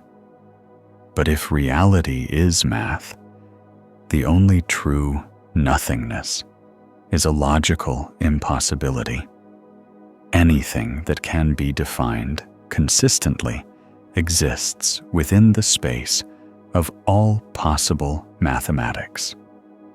We are here not because we were chosen, but because our existence is a valid solution to a specific set of equations. We are an inevitable byproduct of the math's complexity. Just as the number 17 must exist because the rules of arithmetic allow for it, you must exist because the laws of this specific formal system permit a self-aware substructure. This perspective brings a cold, crystalline clarity to the end of all things. We worry about the heat death of the universe or the collapse of civilizations, but these are merely changes in the variables of a static equation. In the formal system, the end of the universe is just another coordinate, no more or less real than the beginning. The total value of the universe remains constant. We are temporary fluctuations in a sea of data that is, in its entirety, unchanging. The silence of the cosmos is not the silence of an empty room, but the silence of a solved equation. It is finished. It was finished before it began. We are left to grapple with the beauty of this indifference. There is a certain dignity in realizing we are not the pampered pets of a creator, but the brave, accidental observers of a vast, logical truth. We are the way the theorem feels from the inside. We are the calculation that has become complex enough to notice the beauty of the numbers. Our love, our suffering, and our curiosity are not part of a grand plan, but they are real nonetheless. They are the subjective experience of mathematical relations. The universe is a formal system that requires no external validation. It does not care if we understand it, and it will not mourn us when our specific sequence of data ends. We are a brief flicker of awareness in a structure that is eternal, cold, and perfect. We are the proof that in an infinite landscape of logic, even the most improbable patterns, like us, will eventually and necessarily occur.